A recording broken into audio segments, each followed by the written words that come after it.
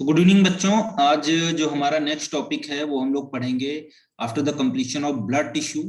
Now we discussing about the muscle tissue. ठीक है, आज जो हमारा नेक्स्ट टॉपिक है वो कौन सा है? Muscle tissue. ठीक है, तो मसल टिश्यू को स्टार्ट करने से पहले जो है हम लोग एक बार फिर से रिकैप कर लेते हैं। ब्लड में मैंने बताया था दो कंपोनेंट हैं, एक है आपका प्लाज्मा और दूसरा है फॉर्म एलिमेंट। तो प्लाज्मा एंड फॉर्म एलिमेंट्स दो चीजें हैं यहाँ पर। ठीक है, plasma and form elements.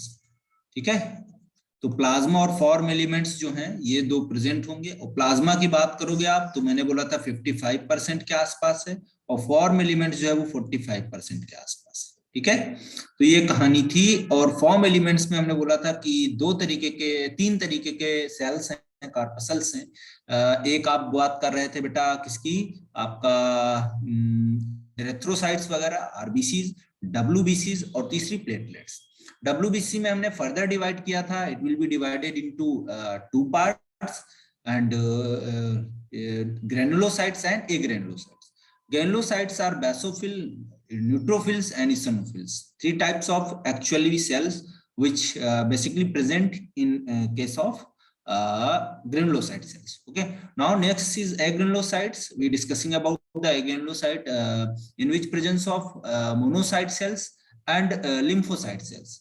Again, lymphocyte further divided into two parts. One is the B lymphocyte and another is the T lymphocyte. B and T lymphocyte are especially synthesized or form in the bone marrow, that is the primary lymphoid structure, and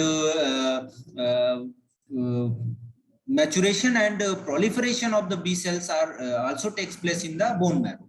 But T lymphocytes basically migrated to thymus, and thymus is a school at which maturation of the T lymphocyte present. Okay, तो T lymphocyte का maturation आप बोलोगे education कहां पर होगा, तो आप बोलोगे कहां पे होगा, थाइमस में होगा।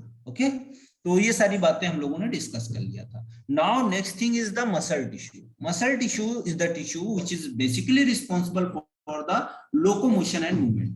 एक्चुअल में the topic which discuss in details in chapter locomotion and movement, but in some basics we had discussing about the muscle tissue in structural organization in animals. Okay, so now we started with the muscle tissue. Now muscle tissue. So muscle tissue is mesodermally derived. It is mesodermal in origin. It is mesodermal in origin. It is mesodermal in origin. Okay, muscle tissue is mesodermal in origin. Okay. Okay, so muscle tissue are especially formed by the long cylindrical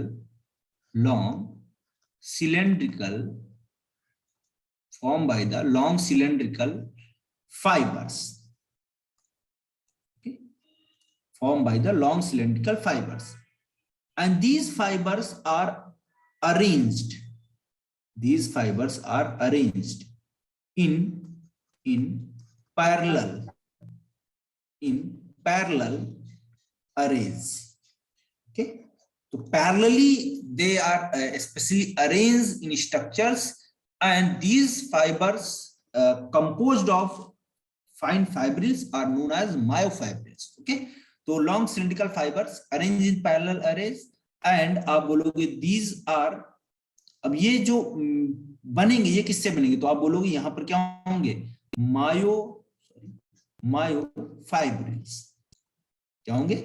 myofibrils. Got it? तो myofibrils यहां पर आपको देखने को मिल जाएगी। Got it?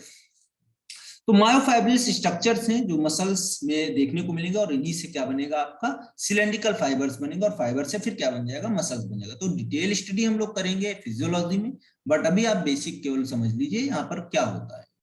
अब बेटा यहाँ पर मायोफाइब्रिल में भी आप बोलोगे कुछ बैंड्स होते हैं, जैसे आप बोलोगे डार्क बैंड, लाइट बैंड, ये सब देखने को मिलेगा। अब आप देखोगे यहाँ पर कि जो आपके मसल टिश्यू हैं, इनकी प्रॉपर्टी क्या है। ठीक है।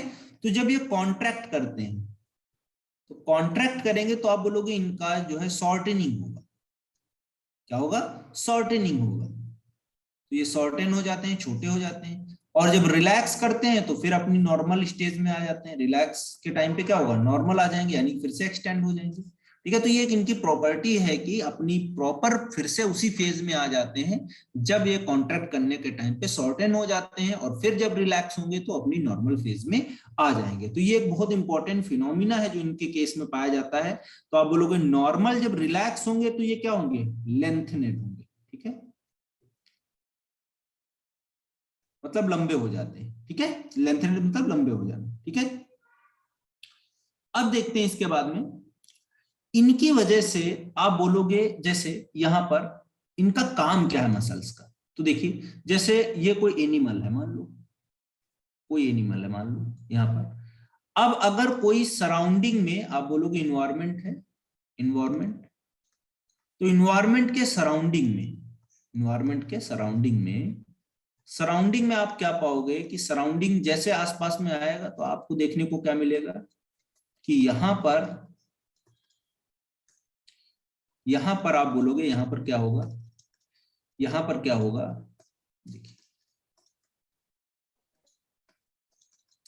यहां पर कोई मान लो स्टिमुलस मिला इसको, किसी ने, कोई एनिमी आया इसको टच किया ऐसे, टच करेगा तो बेटा ये क्या करेगा? ये मूवमेंट शो करेगा, यानी कि ये वहां से भागने की कोशिश करेगा। क्या करेगा? भागने की कोशिश करेगा। तो एनसीईआरटी बोलता है कि their action move to the body to adjust to change the environment and maintain the position of various parts of body. तो भाई जब सराउंडिंग में कोई प्रॉब्लम होगी तो हम भी भागने की कोशिश करेंगे कि नहीं? वहीं बैठे रहेंगे? अभी शेर आ जाएगा हमारे सामने, शेर आ गया, खड़ा हो गया शेर आके, शेर खड़ा हो गया आके, शेर खड़ा होगा तो क्या हम क्या करेंगे? खड़े रहेंगे, देखेंगे नहीं नहीं ठीक है आओ हमको खा लो आके? नहीं, हम तुरंत क्या करेंगे? मूवमेंट करेंगे कि नहीं? और मूवमेंट किसके थ्रू हो रहा है? मसल्स के थ्रू ही तो होगा। मसल्स है तो मूवमेंट है, नहीं तो क्या है? कुछ नहीं, कोई मतलब ही नहीं। तो भागेंगे फटाफट हम लोग। तो according to change of environment हमारा जो मैकेनिज्म जो चेंज हुआ, जो भागने को हमने सोचा वो इसी वजह से सोचा। ठीक है। तो ये कहानी आपका मस्कुलर मूवमेंट होगा। इसी को हम क्या बोल रहे हैं कि भाई बॉडी के वेरियस पार्ट्स जो हैं वो पोजीशन को चेंज करके भागने की कोशिश करने लगते हैं। ठीक है, ठीक है। अब मसल्स जो होती हैं वो कितने तरीके की होती हैं ये बात करते हैं। तो मसल्स आर बेसिकली 3 टाइप्स। पहला देखिए आप, पहला आप बोलोगे स्केलेटल मसल, स्केलेटल मसल्स। दूसरा बेटा देखिए स्केलेटल मसल के बाद में आप बोलोगे जो दूसरा हमारा है वो है स्मूथ मसल।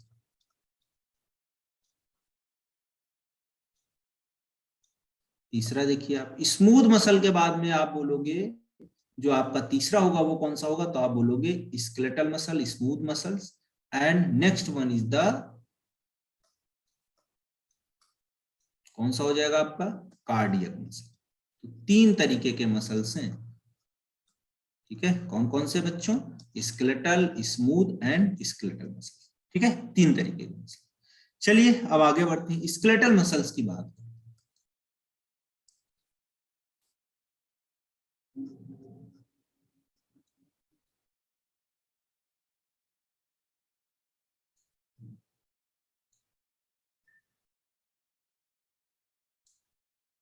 स्केलेटल मसल्स यानी कि ऐसी मसल्स जो कैसी हैं? वॉलेंट्री नेचर की।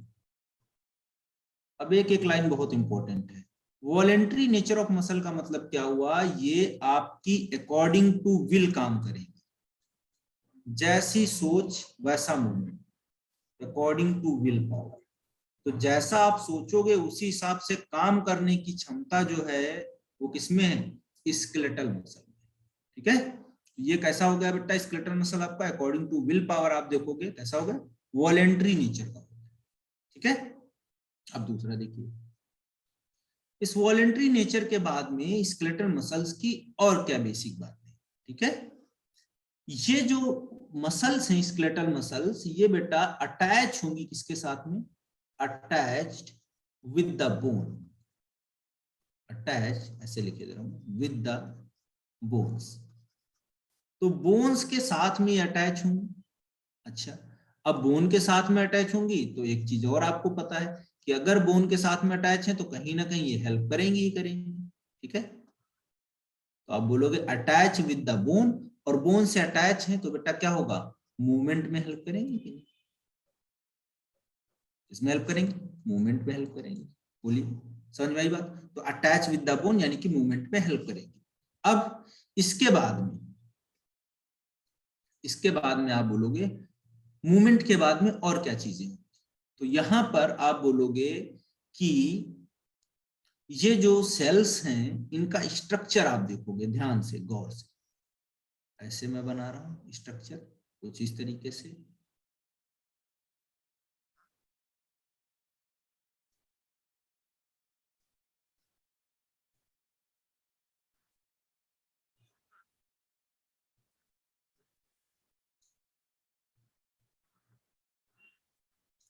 ठीक है, तो यहां पर ऐसे इस तरीके के जो है स्टेशंस देखने को मिलेंगे, ऐसे ऐसे इस तरीके से ऐसे।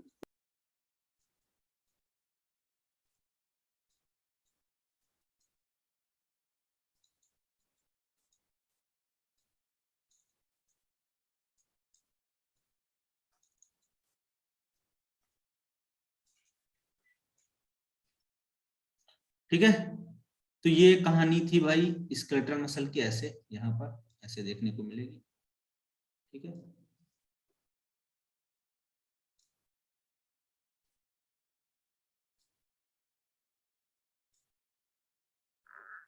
ठीक है, तो ये देखिए इनका शेप कैसा है, तो आप बोलोगे सिलेंड्रिकल फॉर्म में है कि नहीं, सिलेंड्रिकल ऐसा स्ट्रक्चर है, सिलेंड्रिकल स्ट्रक्चर है, ठीक है, सिलेंड्रिकल फॉर्म। इसके बाद में देखेंगे सिलेंड्रिकल के अलावा यहाँ पर जो आपकी मसल्स होती हैं इनको और क्या बोलते हैं, क्योंकि ये देखिए ना इस तरीके के बैंड पे, तो इसको बोलते हैं स्ट्रेशंस। तो ये क्या हो गया आपका स्ट्रेटेड, क्या बोलेंगे इसको, स्ट्रेटेड। ठीक है, तो ये स्ट्रेटेड मसल्स हैं, कैसी मसल्स हैं, स्ट्रेटेड मसल्स। ठीक है, स्ट्रेशंस दूर से ही देखने को आपको मिल जाएंगे यहाँ पर। ठीक है, चलिए आगे बढ़ते हैं नेक्स्ट।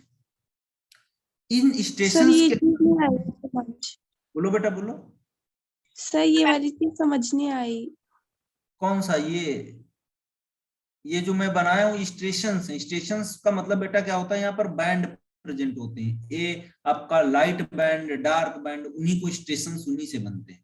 मतलब ये कुछ ऐसे इस तरीके के स्ट्रक्चर्स दिखेंगे आपको। ठीक है, बाकी मसल्स में हम पढ़ेंगे वहां पर लोकोमोशन मूवमेंट में, तब अच्छे समझ में आ जाएगा। ठीक है, अभी ऊपर से केवल आपको मसल्स ऐसा दिखे। ठीक है, तो स्टेटेड मसल्स यहाँ पर पैरेलली आपको देखने को मिलेंगे, जो है स्केलेटल मसल्स के फाइबर्स होंगे, बंडल्स होंगे, टुगेदर वो आपस में जो है फ्यूज होंगे, और आपस में फ्यूज होकर पूरा वो स्ट्रक्चर बनाएंगे। ठीक है, अब इसमें जो है कहाँ कहाँ प्रेजेंट होता है ये तो आपको पता है, स्केलेटल जितना हमारा वॉलेंट्री है, जैसे बाइसेप का मसल हुआ, बाइसेप का मसल्स हुआ है ना, थाई का मसल्स हुआ, कहीं का भी जहां पर हम लोगों को क्या हो रहा है, जहां पर हम लोगों का क्या हो रहा है, मूवमेंट हो रहा है, जहां मूवमेंट कर रहे हैं अपने अकॉर्डिंग, वहां सब कहीं जो आपका स्केलेटल मसल्स होगा, कौन सा होगा, स्केलेटल मसल्स होगा। गॉट इट, तो ये कहानी है आपके स्केलेटल मसल्स। चलो आगे देखते हैं। इसके बाद में स्केलेटल मसल्स के बाद में जब नेक्स्ट आप जाओगे तो दूसरा आपका है स्मूथ मसल्स।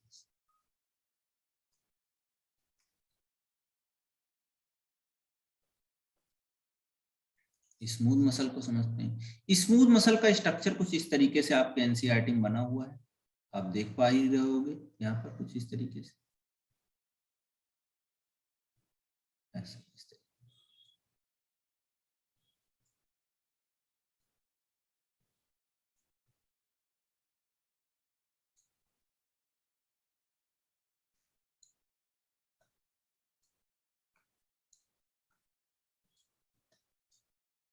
ठीक है, इस तरीके ये स्मूथ मसल्स हो। तो यहाँ पर बेटा बोलोगे कोई स्टेशंस नहीं है, और इनके जो एंड है देखिए ना, एंड दोनों ये टैपर्ड है कि नहीं, टैपर्ड एंड, कैसे हैं, टैपर्ड एंड, दोनों तरफ के, इधर का भी उधर का भी, या इसी को हम क्या बोलते हैं, फूजीफॉर्म।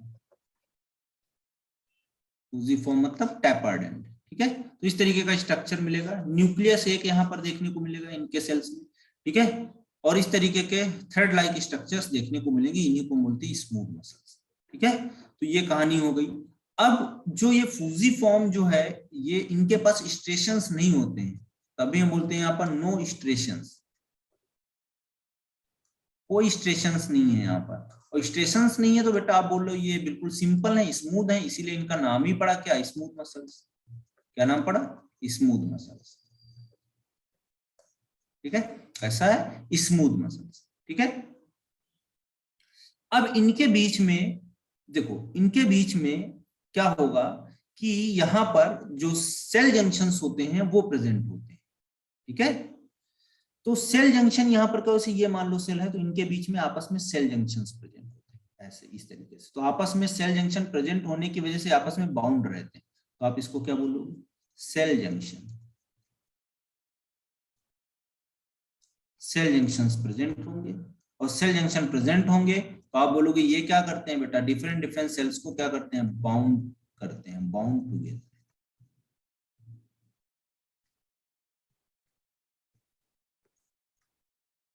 क्या करेंगे, सेल जंक्शंस को बाउंड करेंगे। ठीक है, ये कहानी हो गई आपकी यहाँ पर। ठीक है, इसके केस में अब स्मूथ मसल्स की बात आती है बेटा, तो ये प्रेजेंट कहां पर होते हैं, यहां से क्वेश्चन बनता है, इसका लोकेशन क्या है, तो लोकेशन भी हम लोग देख लेंगे। लोकेशन, लोकेशन देखिए क्या है इसकी। तो लोकेशन में जब आप जाओगे तो जो हमारा इंटेस्टाइन का पार्ट, यानी इंटेस्टाइन जो है डाइजेस्टिव पार्ट है, इंटेस्टाइन की जो आपका जो इंटरनल ऑर्गन से इंटेस्टाइन हुआ, स्टमक हुआ, स्टमक के अलावा आप बोलोगे यहाँ पर क्या है आपका, ब्लड वेसल हुआ। ठीक है, ब्लड वेसल्स हुआ, स्टमक हुआ, ठीक है, इंटेस्टाइन हुआ, इन सब में स्मूथ मसल्स देखने को मिलेगी आप। और ये जो इनका नेचर होता है वो कैसा, इनवॉलेंट्री नेचर का होता है। इनवॉलेंट्री नेचर का मतलब क्या हुआ कि ये हमारे विल के अकॉर्डिंग काम नहीं करेंगी। ठीक है, हमारी डिजायर के अकॉर्डिंग काम नहीं करेंगी कि जैसा हम चाहेंगे तब मूवमेंट करेंगे, नहीं करेंगे, बिल्कुल नहीं करेंगे। इनका अपना एक मैनर है, उसी मैनर में काम करते हैं। जब पेरिस्टल्टिक मूवमेंट होता है तो वो होने होना जब होना होगा। ठीक है, हमारे बस में नहीं है कि उसको हम रोक लेंगे उस मूवमेंट को। ठीक है, तो ये आपका डिजायर के बेसिस पे काम नहीं करती है, डिजायर के बेसिस पे काम नहीं करेंगे, इनवॉलेंट्री यानी कि फ्रीली डिपेंडेंट होके काम करती है, तभी इनको हम बोलते हैं इनवॉलेंट्री नेचर की। ठीक है, चलिए अब आगे बढ़ते हैं। इसके बाद में आप बोलोगे, हाँ मतलब क्या है जी, सर, फ्यूजी फॉर्म का मतलब? फ्यूजी फॉर्म का मतलब बेटा, ये दोनों एंड जो है ना ये ऐसे टैपर्ड होते हैं, ये इसी को हम फ्यूजी फॉर्म बोलते हैं। और सर जो आपने बताया था स्टेशिएशन प्रेजेंट होता है। स्ट्रेशंस जो होते हैं वो बेटा लाइट बैंड और डार्क बैंड से बनते हो, जैसे आपने पढ़ा होगा ए बैंड और आई बैंड। तो वो हम लोग जब पढ़ेंगे वहां पर मसल्स वाला पार्ट, तब वहां समझ में आएगा। अभी वो बहुत कॉम्प्लेक्स चीज है, यहाँ पर आपको समझ नहीं आएगा। ठीक है, यस, इसलिए वो वो चीज हम समझ लोग में वहां आ पर रही है। डिस्कस करेंगे। ठीक है, तो ये ओके। इनवॉलंटरी नेचर की हैं, अपने डिजायर के अकॉर्डिंग काम नहीं करेंगी, अपने विल के अकॉर्डिंग काम नहीं करेंगी, इसीलिए इनका नाम ही हमने दे दिया क्या, they are involuntary in nature. ठीक है, क्लियर है। अब देखिए, इनका कोई डायरेक्ट कंट्रोल नहीं होता है। ठीक है, they are not directly control. ठीक है, ये जो होंगी आपका स्केलेटल मसल्स के अकॉर्डिंग हमारे कंट्रोल में भी नहीं होंगी, तो इसीलिए हमने इनको बोला कि इनवॉलेंटरी नेचर की हैं, और स्केलेटल मसल्स जो है वो आपकी कैसी होती हैं, वॉलेंटरी नेचर की। ठीक है, तो ये आपका हो गया स्मूथ मसल्स या स्टेटेड मसल्स। अब तीसरी मसल आती हैं, उनको हम बोलते हैं कार्डियक मसल्स। तीसरी मसल्स आती हैं और उनको हम क्या बोलते हैं बेटा, कार्डियक मसल्स।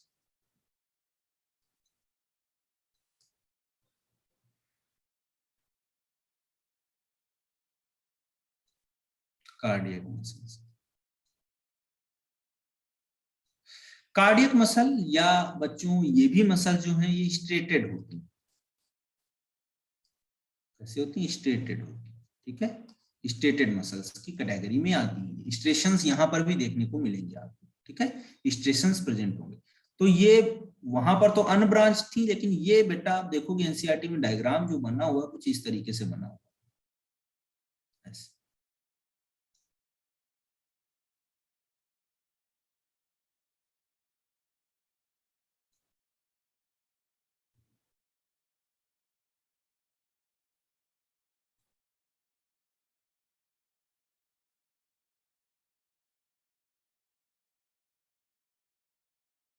ऐसे देखो डायग्राम बना हुआ है, यहाँ पर ऐसे स्टेशंस दिखा रहे हैं, ये ऐसे ऐसे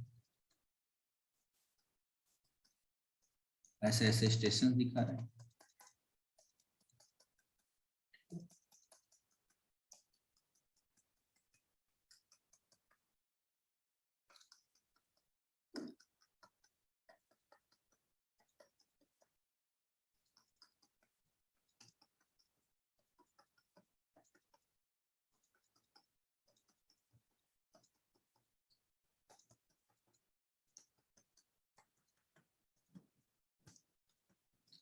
ठीक है, तो इस तरीके के स्टेशंस दिखेंगे आपको ऐसे यहाँ पे, और ये यहाँ पर न्यूक्लियस भी होगा जगह जगह पे, यहाँ पर देखो बने हुए हैं ऐसे न्यूक्लियस। ठीक है, ऐसे न्यूक्लियस से बने हुए हैं। अब देखो कार्डियक मसल जो होते हैं बेटा, यहाँ पर भी केवल आप बोलोगे कि ये हार्ट में प्रेजेंट होते हैं, ये हार्ट मसल्स भी बोलते हैं, क्या बोलते हैं, हार्ट मसल से आप बोलोगे हार्ट में प्रेजेंट होता है। और यहाँ पर क्या होता है, कॉन्ट्रैक्टाइल टिश्यू होता है, कॉन्ट्रैक्टाइल टिश्यू होता है। कैसा होता है, कॉन्ट्रैक्टाइल। ठीक है, कैसा होता है, कॉन्ट्रैक्टाइल। ठीक है, यहां पर कुछ सेल जंक्शंस प्रेजेंट होते हैं, क्या प्रेजेंट होते हैं, सेल जंक्शंस प्रेजेंट होते हैं। देखिए जैसे कॉन्ट्रैक्टाइल का मीनिंग क्या है? कॉन्ट्रैक्टाइल का मतलब बेटा कॉन्ट्रैक्ट करना फिर रिलैक्स करना, कॉन्ट्रैक्ट करना फिर रिलैक्स करना। मतलब एक बार मैंने बोला था प्रॉपर्टी की क्या होगा, आपका एक शॉर्ट एंड होगा और दूसरा लेंथ एंड, तो रिलैक्स होगा तो मसल बड़ी हो गई। ठीक है, और जब कॉन्ट्रैक्ट होगा तो लेंथ क्या हो जाएगा, छोटा हो जाएगा। तो लेंथ छोटा हुआ तब कॉन्ट्रैक्ट हुआ, जब बड़ा हुआ तो आप क्या बोलोगे, फैल गया, मतलब रिलैक्स हुआ। तो रिलैक्स हुआ तो आप बोलोगे क्या है वो क्या है, रिलैक्सेशन है। तो वहां पर लेंथेनेड हो जाता है, मतलब उसकी लेंथ बढ़ जाती है। ठीक है, ओके सर। सेल जंक्शन यहाँ पर देखने को मिलेंगी। अब डिफरेंट डिफरेंट सेल्स जो बेटा होती हैं यहाँ पर, तो आप देखोगे हार्ट मसल्स जो होती हैं आपस में उनकी प्लाज्मा मेम्ब्रेन जो होती है वो फ्यूज रहती है। ठीक है, आपस में सेल्स हैं, मान लो यहाँ पर सेल्स हैं दो, तो यहाँ पर जो सेल्स होंगी ये मान लो दो सेल्स हैं, ये तो इनका प्लाज्मा मेम्ब्रेन ऐसे ऐसे समझ लो, ये दो सेल्स हैं, इनका प्लाज्मा मेम्ब्रेन आपस में फ्यूज रहता है, ये ऐसे इस तरीके से। एक ये कार्डियक मसल है, दूसरा कार्डियक मसल ये है, और दोनों की प्लाज्मा मेम्ब्रेन क्या है बेटा, फ्यूज है मान लो हमने। ठीक है, कार्डियक मसल सेल्स क्या है, फ्यूज है, आपस में जुड़ी हुई है। ठीक है, तो इस जंक्शन को हम क्या बोलते हैं, that is the communicating junction, communicating junction,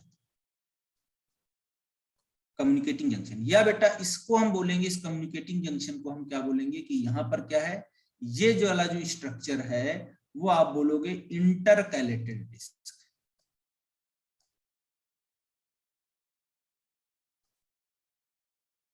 ऐसा डिस्क है, इंटरकैलेटेड डिस्क। ठीक है, तो ये इंटरकैलेटेड डिस्क जो है दो सेल्स के बीच में प्रेजेंट होगा, और एक सेल ये एक्साइट हुआ, मान लो इसमें एक्साइटेशन हुआ, ये एक्साइट हुआ, अगर एक ही एक्साइट होगा तो धीरे धीरे वोल्टेज इसमें जाएगा, ये दूसरा वाला तीसरे में जाएगा, तीसरा, तो ऐसे पूरा हार्ट की मसल्स जो होती है वो कॉन्ट्रैक्ट करने लगती है, वो सारी एक्साइट होती है। ठीक है, तो एक सेल अगर सिग्नल को रिसीव कर रही है तो सारी सेल्स फिर क्या होंगी, कॉन्ट्रैक्ट होने लगेंगी, और पूरा हार्ट जो होगा वो बेटा कॉन्ट्रैक्ट करके पंपिंग करने लगेगा। ठीक है, सर ठीक है, ये तो सिर्फ आसपास हार्ट में ही होगा कम्युनिकेटिंग जंक्शन? क्या बेटा, सर ये कम्युनिकेटिंग जंक्शन सिर्फ हार्ट में ही होगा? नहीं नहीं, बहुत सारी जगह पे होता है, इसको गैप जंक्शन भी बोलते हैं, ऐसा कुछ नहीं है। यहाँ पर हार्ट में कम्युनिकेटिंग जंक्शन, न्यूरॉन्स में भी तो होता है, दो न्यूरॉन्स जब आपस में जुड़ते हैं वहां पर भी कम्युनिकेटिंग जंक्शन ही होता है। Okay sir. और क्लियर है, सर लाइन से सर ये इंटरकैलेटेड डिस्क है? हाँ, ये इंटरकैलेटेड डिस्क का मतलब है, इंटर मतलब बीच में, कैलेटेड मतलब साथ में रहने लायक, और डिस्क ये डिस्क नुमा ऐसे स्ट्रक्चर, तो ये जंक्शन ही दोनों के बीच में ये। ठीक है, ओके सर। Very good. अब देखते हैं आगे हम लोग इसके बाद नेक्स्ट नेक्स्ट बच्चों, जब आप बात करोगे इसके बाद में, तो अब कार्डियक मसल भी हमने कंप्लीट कर दिया, तो तीन तरीके की मसल्स पढ़ी हमने, स्केलेटल, दूसरी स्मूथ, और तीसरी कौन सी आपकी, कार्डियक। ठीक है, तीन तरीके की मसल्स पढ़ी कि नहीं पढ़ी हमने, बोलिए। यस अब सर। तीन तीन के बाद में अब नेक्स्ट हमारा जो आता है टिश्यू बेटा, इसमें इंपॉर्टेंट वो है न्यूरल टिश्यू, न्यूरल टिश्यू।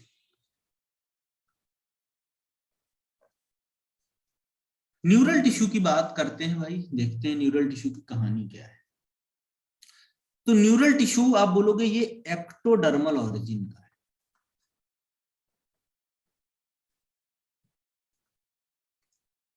यानी कि जो जर्म लेयर थी, एक्टोडर्म, मेसोडर्म, एंडोडर्म, उसका एक्टोडर्म जो होगा उससे ये क्या होगा, ओरिजिनेट। ठीक है, तो एक्टोडर्मल ओरिजिन का होगा। दूसरा देखते हैं, एक्टोडर्मल ओरिजिन के अलावा आप बोलोगे ये जो न्यूरोनल टिश्यू है इसमें दो तरीके की टिश्यू होती है। एक होते हैं सेल, उनको बोलते हैं न्यूरोग्लिया, न्यूरोग्लिया, क्या बोलते हैं, neuroglia sales.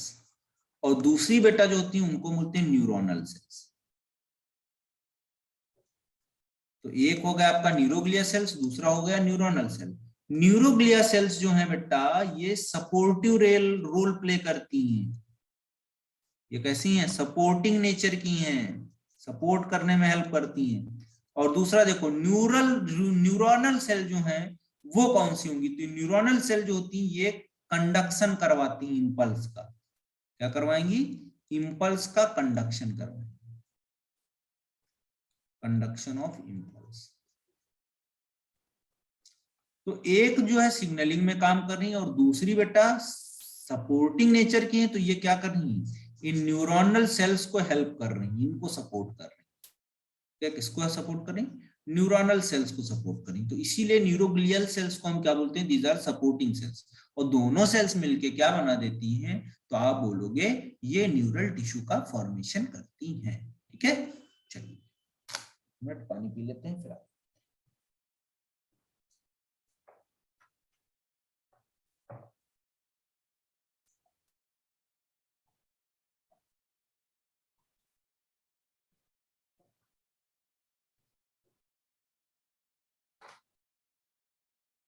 Sir conduction of impulse का क्या वो है मीनिंग?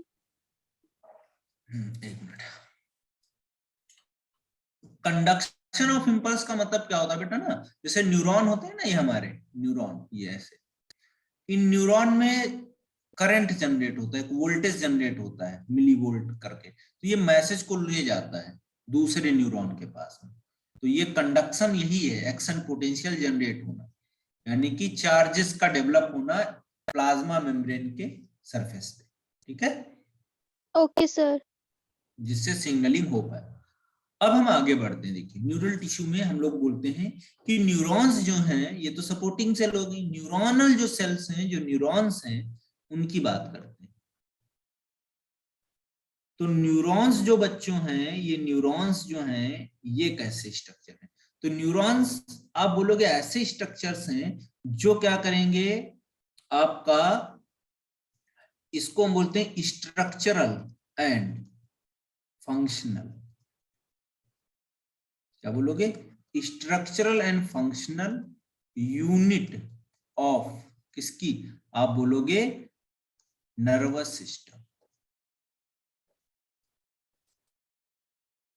ठीक है, तो स्ट्रक्चरल और जो है आप बोलोगे क्या है, फंक्शनल यूनिट जो है वो किसकी है, नर्वस सिस्टम की है। और उसी को हम क्या बोलते हैं कि ये जो है आपका न्यूरोनल सेल है। ठीक है, तो ये एक बात ध्यान रखिएगा, आपसे पूछता है कि structure and functional unit of nervous system क्या है, तो न्यूरॉन्स। और न्यूरॉन्स में जब आप पढ़ोगे बेटा, तो ये न्यूरॉन्स जो हैं ये इंपल्स का कंडक्शन भी करवाते हैं, यानी कि सिग्नलिंग करवाते हैं, मैसेज को ले जाते हैं एक जगह से दूसरी जगह। बहुत इंपॉर्टेंट रोल है इनका, हर प्रोस्पेक्टिव में जहां पर भी आप पढ़ोगे बहुत इंपॉर्टेंट रोल। ठीक है, अब आगे हम देखते हैं इसके बाद इनकी क्या कहानी है। तो ये वाले जो आपके टिश्यूज हैं, न्यूरल टिश्यूज, ये जो है आपके सिस्टम होने के साथ में, आपका यूनिट न्यूरल सिस्टम के होने के साथ में, अब वो लोग एक्साइटेबल भी होते हैं। एक्साइटेबल का मतलब वही है कि एक्साइट करते हैं, है ना, तो एक्साइटेबल सेल भी बोलते हैं। और जो आपके न्यूरोग्लियल सेल्स थी वो आपको पता, मैंने बोला सपोर्टिंग नेचर की, प्रोटेक्शन प्रोवाइड करती हैं, सपोर्ट प्रोवाइड करते हैं। ठीक है, और न्यूरल ग्लियल सेल्स जो होती हैं वो करीब करीब जो है मतलब more than 1/2 the volume of neural tissue उसको बनाती है। ठीक है, अब यहां पर बेटा आप बोलोगे जो न्यूरॉन्स होते हैं उनके बीच में दो तरीके के साइनैप्स बनते हैं। साइनैप्स, साइनैप्स मतलब दो न्यूरॉन के बीच का स्पेस। जैसे ये एक न्यूरॉन है आपका, पहला न्यूरॉन, और फिर आप बोलोगे बेटा यहाँ पर क्या होगा आपका, ये दूसरा न्यूरॉन, दूसरा। तो पहला न्यूरॉन, दूसरा न्यूरॉन, यहां से केमिकल निकलेंगे और केमिकल जाके यहाँ पर स्टिक कर जाएंगे ऐसे, और ये मैसेज यहाँ से यहाँ डिलीवर। ठीक है, क्लियर? डिलीवर होगा कि नहीं? तो आप बोलोगे एक तो साइनैप्स केमिकल हो सकता है और दूसरा बेटा कैसा होता है, तो आप बोलोगे इलेक्ट्रिकल होता है। तो एक केमिकल और दूसरा इलेक्ट्रिकल, दो तरीके के साइनैप्स यहाँ पर देखने को मिले। ठीक है, चलो अब आगे बढ़ते हैं हम लोग। तो इलेक्ट्रिकल साइनैप्स हो गया और दूसरा कौन सा हो गया आपका, केमिकल साइनैप्स हो गया। ठीक है, अब इस जो ये साइनैप्स है, यहां पर दो चीजें हो सकती हैं। एक तो इस साइनैप्स की वजह से या तो ये न्यूरॉन जो होगा दूसरा वाला, या तो ये एक्साइट होगा, या तो बेटा ये आप बोलोगे एक्साइट होने के अलावा क्या हो सकता है, इनहिबिट हो सकता है। तो इनहिबिशन भी हो सकता है और एक्साइटेशन भी हो सकता है, दोनों केस हो सकते हैं यहाँ पर। समझ में आई बात कि नहीं, साइनैप्स के केस में? ठीक है, पोस्ट साइनेप्टिक न्यूरॉन में। क्लियर है बच्चों? चलो, ये आपका टॉपिक कंप्लीट होता है इसके साथ में न्यूरॉन्स का। और एक स्ट्रक्चर इसका हम देख लेते हैं न्यूरॉन का थोड़ा बहुत बना के। देखिए एक ऐसे हम बना लेते हैं स्ट्रक्चर इसका रफली, न्यूरोनल सेल का।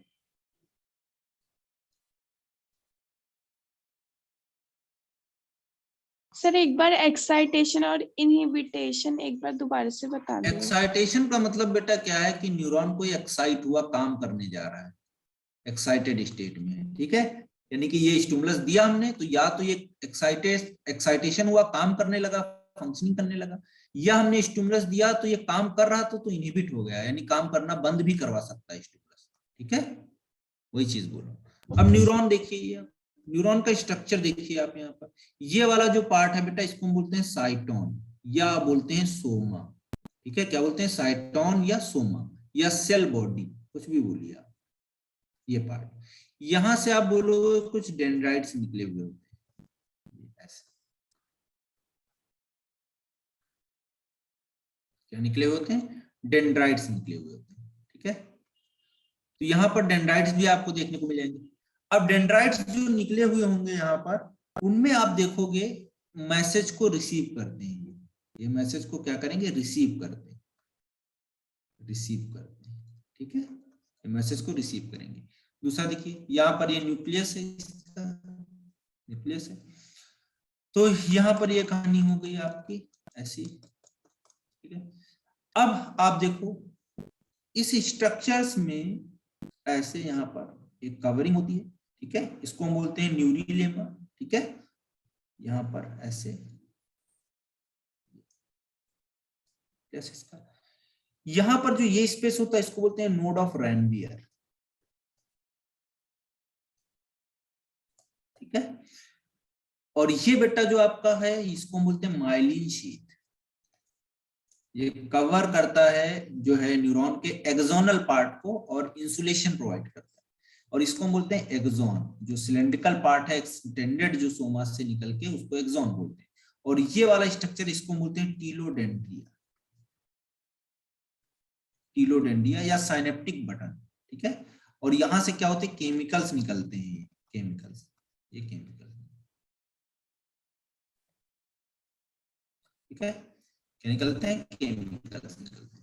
क्लियर है बच्चों? तो ये बहुत सारी बातें थी जो हम लोगों ने डिस्कस कर ली आपके न्यूरॉन में। ठीक है, और ये जो होते हैं, ये मैसेज रिसीव कौन कर रहा है, डेंड्राइट्स कर रहे हैं।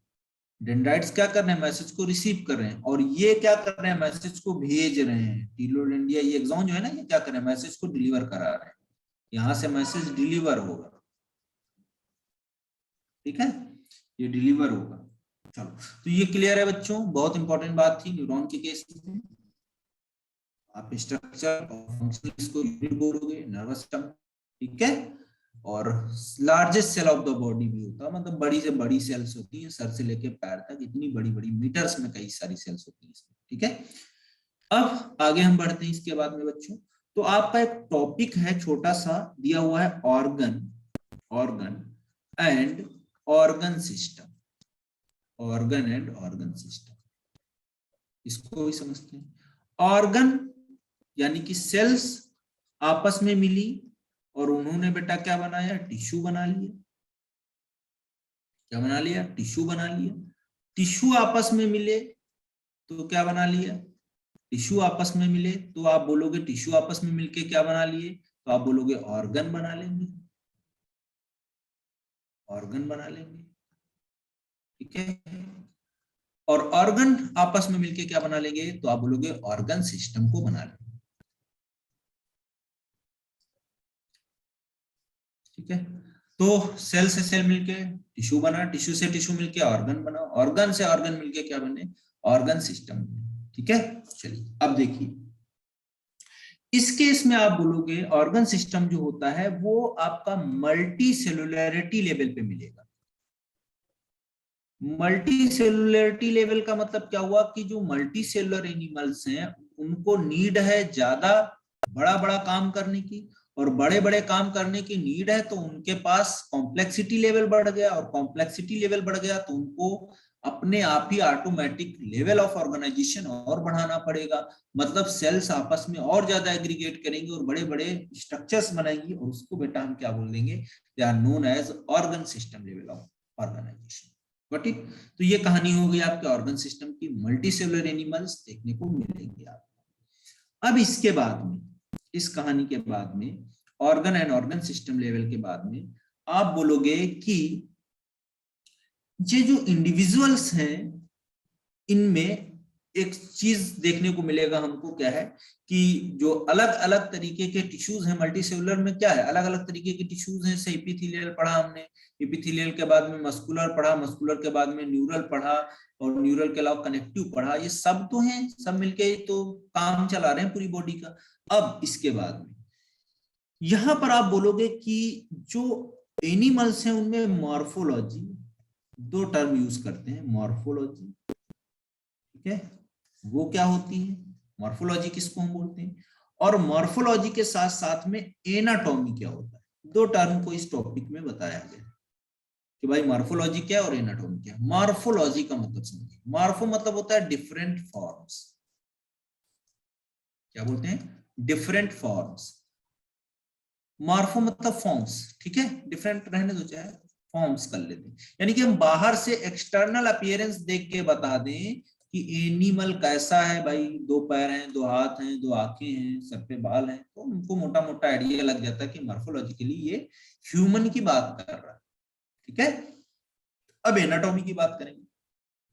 एनाटॉमी का मतलब क्या है, एनाटॉमी जो होता है कन्वेंशनली अगर आप देखोगे तो ये यूज किया जाता है morphology of internal organs. Anatomy का मतलब क्या है, मॉर्फोलॉजी ऑफ इंटरनल ऑर्गन्स,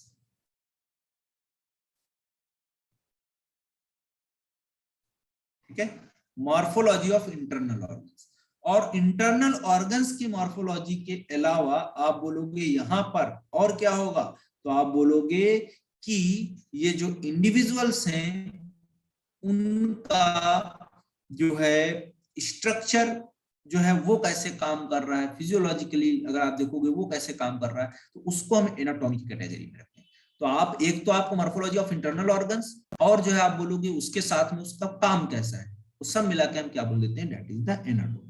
तो लिखता है एनसीईआरटी सीधा सीधा एक लाइन लिखता है कि morphology precisely means only refers to external visible features. केवल एक्सटर्नल विजिबल फीचर्स को हम मॉर्फोलॉजी बोलते हैं, बाहर से देख के बताते हैं।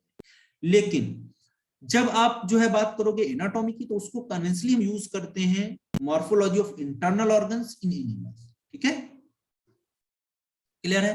तो इस तरीके से यहाँ पर कई सारे जो है आपके एनिमल दिए हुए हैं, जैसे अर्थवर्म दिया है, कॉकरोच दिया हुआ है, और फ्रॉग दिया है।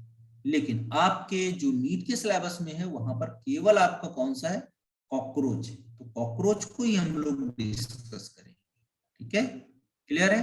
केवल किसको डिस्कस करेंगे, कॉकरोच को डिस्कस करेंगे, ठीक है। तो बाकी आपका अर्थवर्म और फ्रॉग ये दोनों भी सिलेबस में आपके नहीं है। क्वेश्चंस थोड़ा बहुत इधर उधर से पूछे गए हैं, लेकिन एनिमल किंगडम में उतना आप पढ़ सकते हो, वहां से क्वेश्चन मिल जाएंगे आपको, ठीक है। तो यहाँ से क्वेश्चंस नहीं बनेंगे, केवल क्वेश्चन, हाँ बेटा बोलो। सर फिजियोलॉजिकल क्या होता है?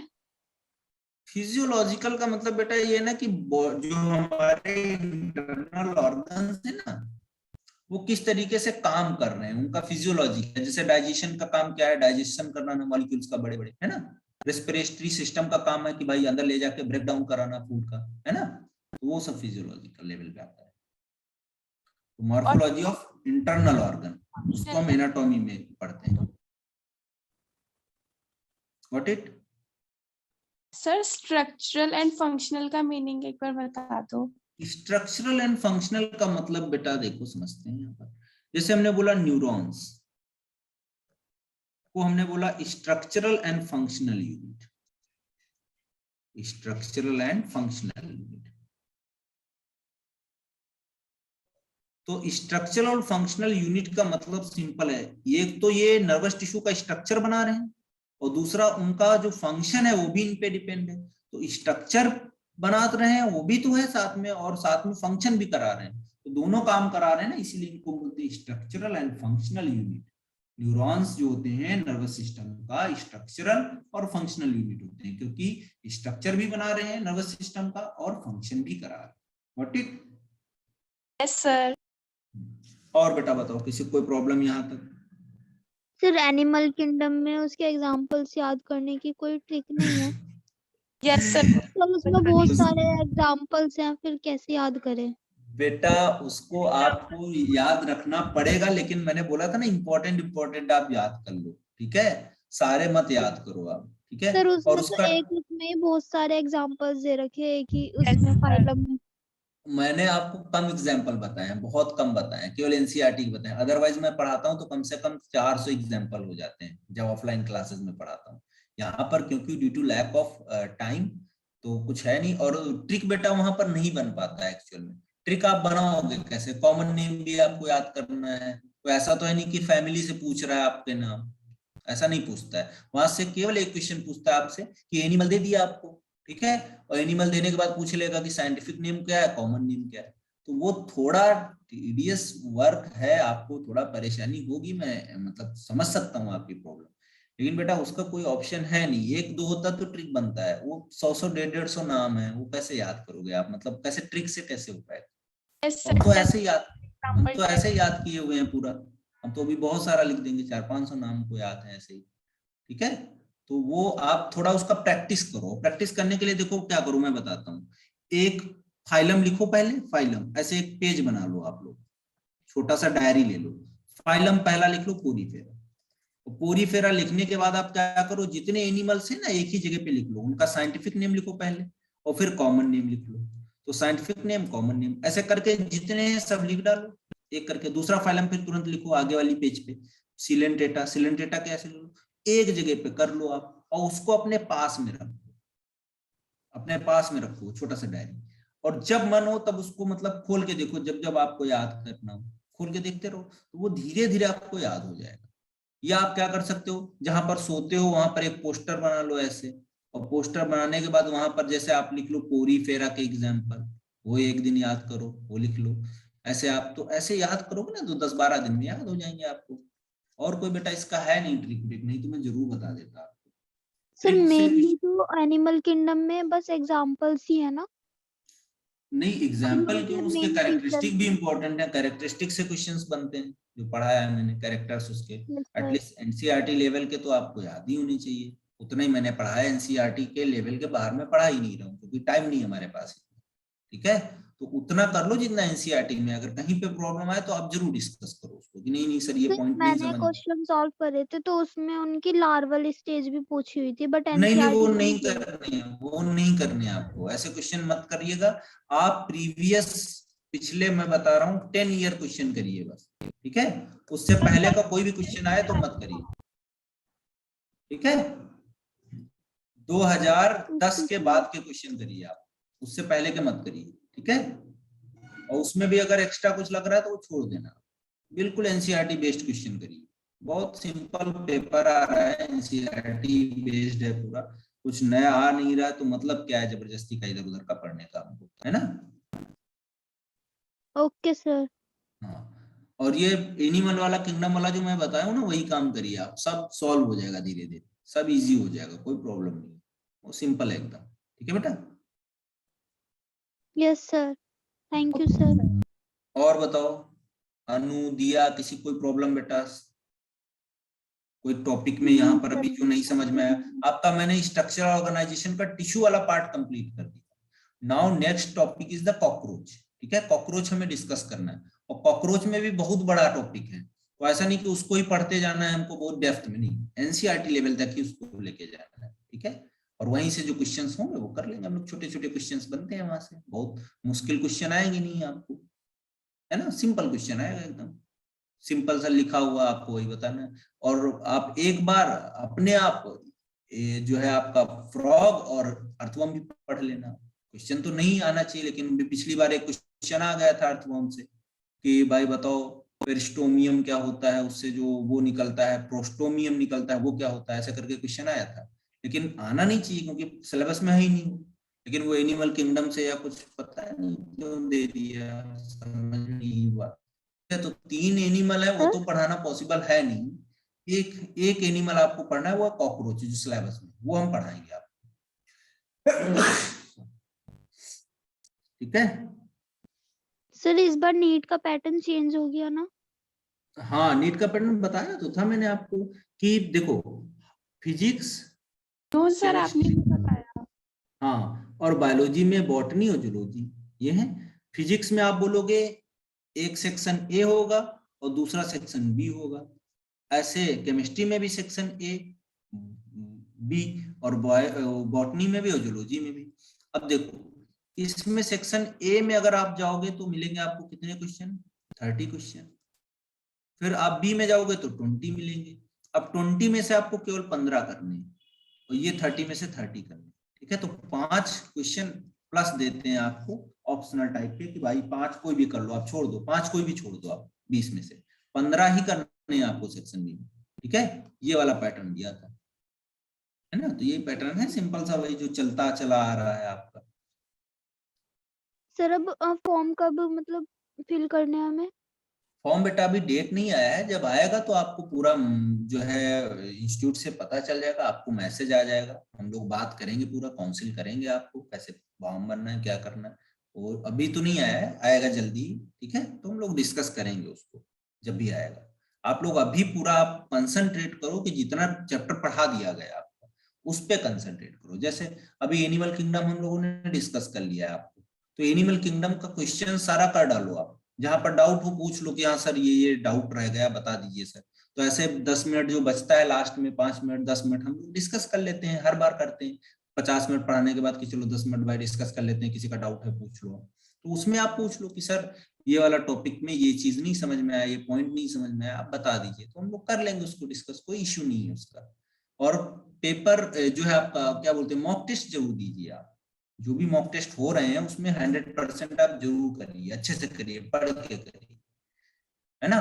और बाकी बुक आप लोगों ने ले ही ली होगी, हम लोगों ने डाला भी था ग्रुप पे, दिशा वगैरह का बुक डाला था, बाकी जो है आपका और भी बुक्स हैं बहुत सारी, आपको मटेरियल जो भी मिला है अवंती से वो आप देख लीजिए, उससे क्वेश्चंस करिए, वो वहां से मॉड्यूल से थ्योरी पढ़ लीजिए, है ना, जो चीजें ना समझ में आए वो पूछ लीजिए, तो बहुत मेहनत करोगे आप तभी सब कुछ पॉसिबल होगा।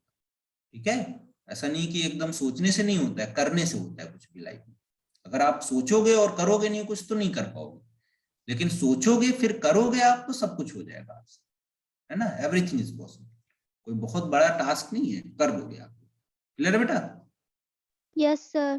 सर आप और एक बताओ बता दो सर, बॉट उसके जियोलॉजी के लिए। क्या क्वेश्चंस?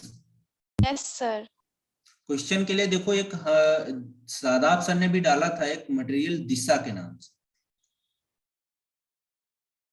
ग्रुप पे, ठीक है, इससे कर लेना। अगर ये ना हो तो अगर तुम्हारे पास डॉक्टर अली हो तो वो मंगा लो, उससे कर लो। ठीक है, कोई भी बुक सर एक ले मैंने लो। अरिहंत की खरीदी है, तो अरिहंत की अच्छी है ना? अरिहंत की है, ठीक है, अरिहंत की कर लो, कोई दिक्कत नहीं बेटा, अरिहंत की है ना आपके पास, उससे कर लो, नया मत लो, उसी से कर लो, कोई प्रॉब्लम नहीं। बाकी हम लोग दे तो रहे हैं आपको मटेरियल, वहां पे जाके आप वहां से निकाल लो मटेरियल, वहां पर भी क्वेश्चंस दिए डीपीपी टाइप में, वहां से कर लीजिए आप। ठीक है, और जहाँ पे डाउट हो पूछो कि सर ये प्रॉब्लम आ रही है सर, यहाँ पे इस टॉपिक में दिक्कत है, तो हम लोग डिस्कस करेंगे उसको, है ना, लेकिन पूरा ओरिएंटेशन आपका नीट के लिए होना चाहिए, ठीक है। बाकी कोरोना का इफेक्ट चल ही रहा, देख ही रहे हो, बोर्ड सब ऐसे ही रहेगा बेटा, प्री बोर्ड आपने दिए ही हैं अभी, उसी के आधार पे हो जाएगा सबको जो भी होना होगा, समझ रहे हो कि नहीं, बार बार एग्जाम थोड़े होगा भी तो दे देंगे, कोई इश्यू नहीं है उसका। तो अभी आप नीट का प्रोस्पेक्टिव ब्रेन में मतलब ये लेके चलो कि हमें नीट की तैयारी कर रहे हैं, हमें नीट का एग्जाम क्रैक करना है, तो उसमें बेटा आपको टाइम देना पड़ेगा, ठीक है, मेहनत करना पड़ेगा, एक स्ट्रेटेजी बनाना पड़ेगा, आपको उसको फॉलो अप करना पड़ेगा, तभी हो पाएगा। और अभी आपके पास टाइम है, बहुत सारा टाइम, अभी से लग जाओगे तो सब हो जाएगा, बहुत इजी, ठीक है। चलो फिर अनु, दिया, साक्षी बेटा, सब लोग आज के लिए इतने रखते हैं हम लोग, है ना, और क्वेश्चंस करना, फिर अगली क्लास में हम देखते हैं आपका जो भी डाउट वगैरह होगा, है ना, कॉकरोच अगली क्लास में स्टार्ट करेंगे। Okay sir. ठीक है बेटा, okay sir, okay, thank you thank you so sir. Much, welcome बेटा सर बस आपका। यही बोल रहे हैं जाके कि डॉक्टर अली की बुक दे दो। डॉक्टर अली की बुक चाहिए, ठीक है, ओके हम देखते हैं ढूंढ के दे देंगे, ठीक है। Okay, thank you sir. वैसे मैं बोलूंगा बेटा एक मंगा लो आप लोग अमेजोन से, ठीक है, अमेजोन पे डॉक्टर अली मिल जाएगी, एक मंगा लो आप लोग, क्योंकि ऑनलाइन आप कितना बार बार उसको देखोगे, वहां से क्वेश्चन करोगे, एक बुक मंगा लो, ज्यादा महंगा थोड़े है, ठीक है, कोशिश करके मंगा लो एक बुक आराम से, उसी से आपके पास रहेगा, उससे क्वेश्चन करोगे, ज्यादा बेटर रहेगा, ठीक है। Okay sir. ठीक है बेटा, okay, bye bye, over to Divya ma'am.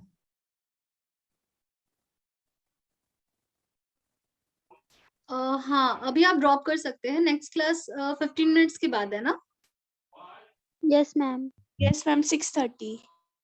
ठीक है, you can take break for 15 minutes.